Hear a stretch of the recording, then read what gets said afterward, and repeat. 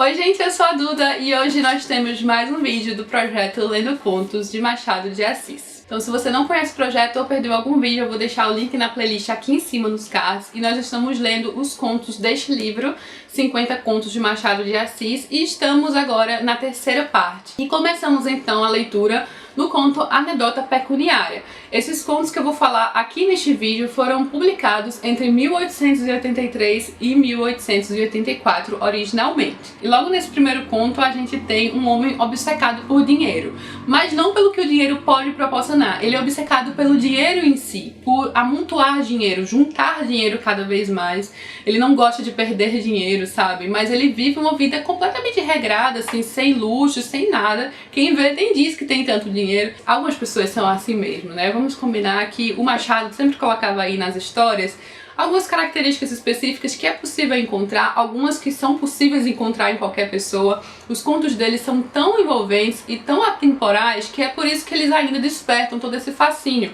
Aqui nesses contos que eu vou mencionar, tem gente obcecada por dinheiro, obcecada por beleza, amor platônico, traições, então é aquelas coisas que estão sempre presentes, é da natureza humana, sabe? Então começa com esse homem obcecado por dinheiro e a primeira coisa que a gente vê, na verdade, o narrador diz que se eu disser que este homem vendeu uma sobrinha, não me hão de crer. Na verdade, lendo o conto e sabendo a situação, eu não acho que foi bem assim. Ele não vendeu uma sobrinha.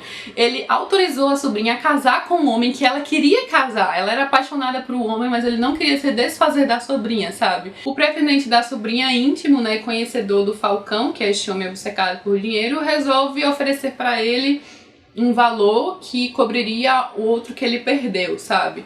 Em troca da mão da sobrinha. Então, é meio que vendeu a sobrinha assim, mas eu imagino que este homem não venderia de fato a sobrinha numa situação de venda, né? Porque a sobrinha queria, sabe? Ela era louca pra casar com este homem, a gente vê aqui. É interessante o conto, gente, mas esse não foi nem de longe dos meus preferidos. Tem alguns contos aqui nesses 10 que eu realmente gostei muito. O próximo conto, que é o Primas de Sapucaia, já é mais assim do meu interesse. Começa com um homem que ele vê uma mulher quando ele está saindo da igreja acompanhando suas primas, que são as primas de Sapucaia. E ele é completamente apaixonado de vista por essa mulher. Ele não sabe o nome, ele não sabe onde ela mora. Ele já a viu antes, em outra ocasião, e aquela ali saindo da igreja era a ocasião perfeita para ele ir atrás da mulher e realmente conhecê-la.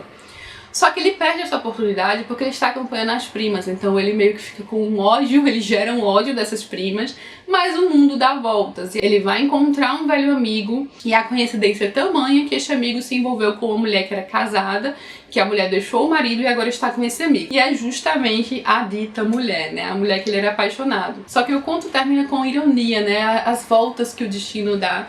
E o personagem vai acabar terminando o conto falando, ó, minhas queridas primas de Sapucaia, queridas, né, vocês veem. Então é tipo uns livramentos da vida quando confrontados com a realidade, sabe? Era um amor platônico que ele sentia, já que ele nem conhecia a mulher. E o próximo conto é uma senhora. Neste conto é uma mulher que é obcecada pela sua beleza, porque ela tem uma grande beleza exterior. E por conta disso, né, por conta de como as pessoas a viam, sempre a viram, ela foi acostumada a prezar muito este lado, né, sua beleza exterior.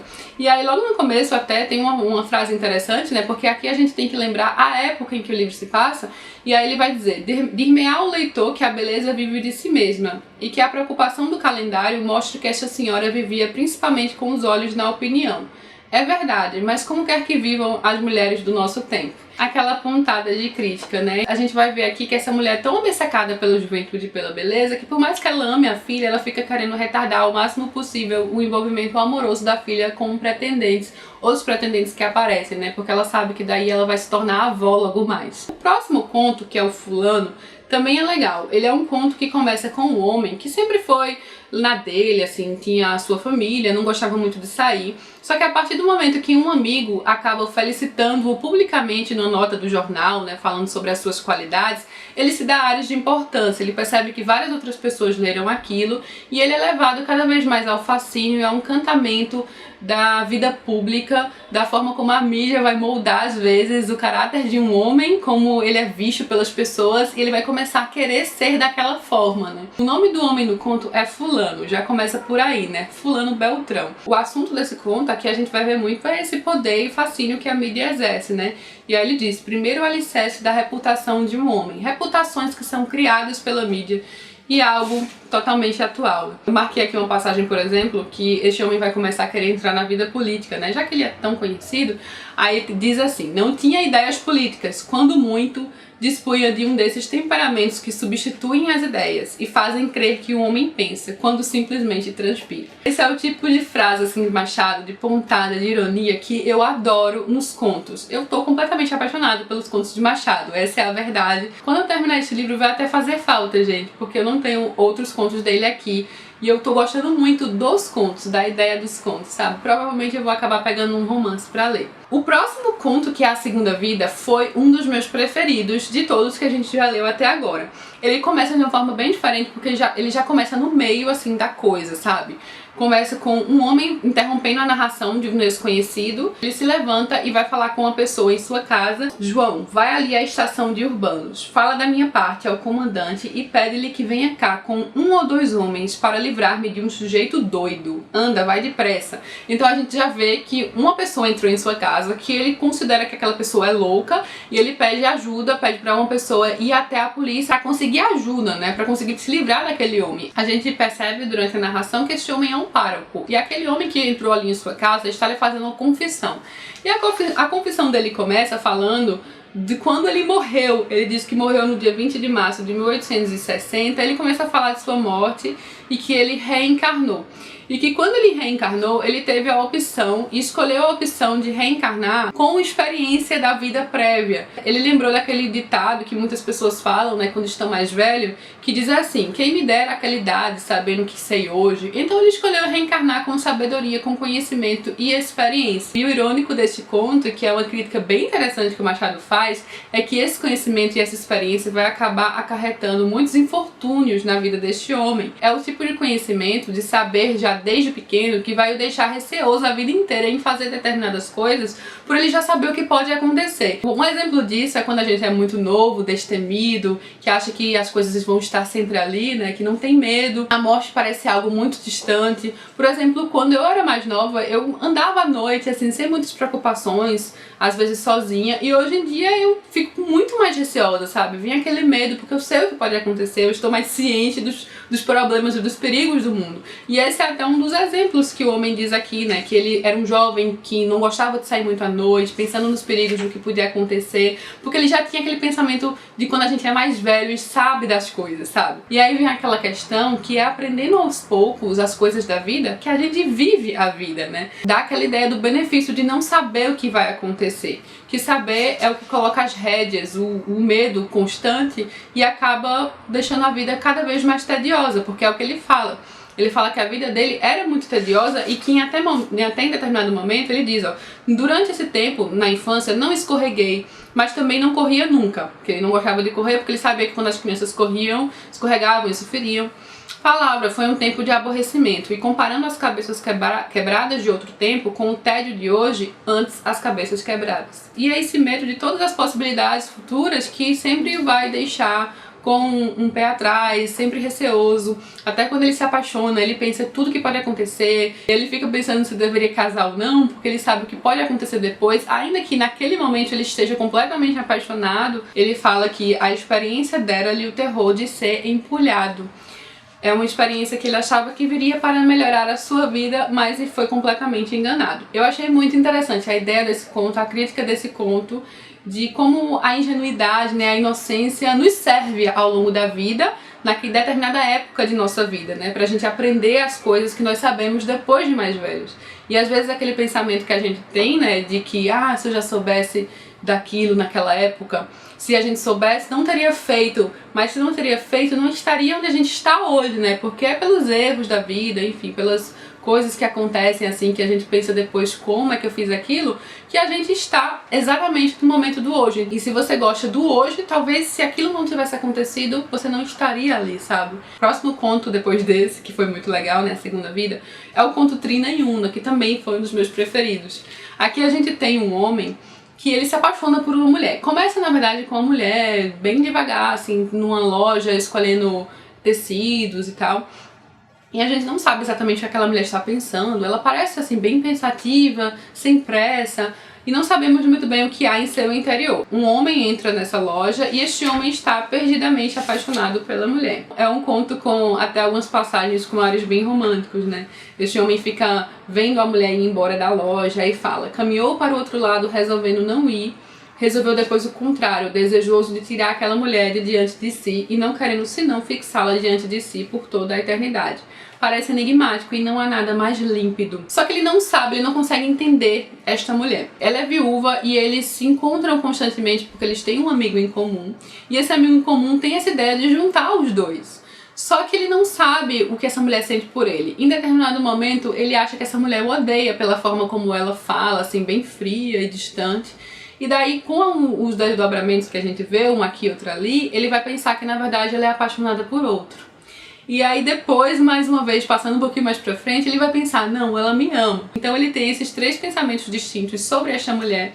E no final do conto ele vai descobrir que não é nada disso. Então esses três pensamentos que ele tinha a respeito do que aquela mulher sentia, e aí você vai descobrir a realidade do que ela sentia ao final, que eu não vou comentar aqui. Eu até comento alguns spoilers de contos, né, de Machado, porque aqui é um projeto de leitura, mas eu não vou comentar. Se você ainda não leu, é só colocar no Google, que já tá tudo em domínio público, e ler o conto Trinaúna, que é bem legal. E aproveita e lê A Segunda Vida também, que é outro conto genial. Depois desse vem o Noite de Almirante, que fala sobre um homem que jura seu amor antes de viajar, e aí ele pede fidelidade, e a mulher jura de volta, e aí ele volta depois de muito tempo, desejoso de passar uma noite com o seu amor, com o amor de sua vida depois de tanto tempo, e ele vai ver que a situação atual não é bem a que ele imaginava. O próximo é a Senhora do Galvão, que, como já diz o título, ela é a esposa de Galvão e ela começa a receber cartas anônimas falando sobre uma possível traição de seu marido, e o conto vai tratar do que ela faz a partir daí, a partir do conhecimento dessas cartas, como ela age, enfim, porque a mulher a quem essas cartas se referem, ela conhece, é meio que uma amiga sua. Aqui a gente tem em pauta um assunto universal: traição.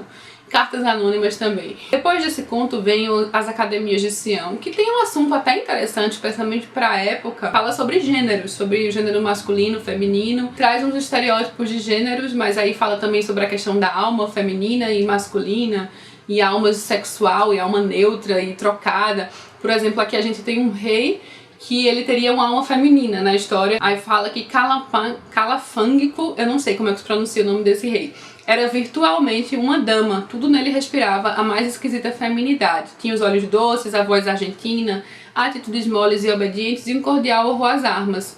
E aí fala em contrapartida da mulher desse rei, que teria uma alma masculina. E eles resolvem, ela sugere trocar almas, então aqui é como se eles conseguissem fazer isso. E a partir do momento que esta mulher, que tinha alma masculina, vai para o corpo do rei, ela toma várias atitudes, né? Não tem medo de começar guerras, enfim. Ele trabalha um pouco com ironia essas questões de gênero. Depois As Academias de Sião, vem, eu acho, o último conto que a gente vai comentar, que é o conto Evolução. E aí nesse conto a gente vê dois homens que se conhecem, né? Um deles é Inácio, que é o narrador, chama-me Inácio.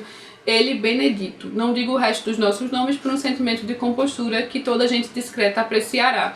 Ele vai comentar quando ele conheceu o Benedito. Eles estavam comentando sobre o futuro do Brasil, na verdade. E aí o Inácio vai dizer que o Brasil está engateando e só começará a andar quando tiver muitas estradas de ferro. Tem até uma passagem interessante, né, nessa conversa, que ele vai dizer: infelizmente o governo não correspondia às necessidades da pátria. Parecia até interessado em mantê-la atrás das outras nações americanas. Esses homens se separam, depois se reencontram. Um dos homens, o Benedito, que não é o narrador, torna-se uma figura pública. E aí ele termina com um grande discurso, né, que ele vai proferir. E no meio desse discurso, ele fala: há alguns anos dizia eu a um amigo em viagem pelo interior: o Brasil é uma criança que engatinha, só começará a andar quando estiver cortado de estradas de ferro. Que na verdade não foi ele que disse, né? Foi justamente o Inácio, narrador do conto. E aí o Inácio fica bem pensativo, né, a partir desse momento. Ele disse que ficou assombrado, desvarado diante do abismo que a psicologia rasgava aos meus pés. Este homem é sincero, pensei comigo, está persuadido do que escreveu. E aí ele fala ao final: achei ali mais um efeito da lei da evolução, tal como a definiu Spencer. Por isso que o título do livro é Evolução. Do livro não, do conto é Evolução.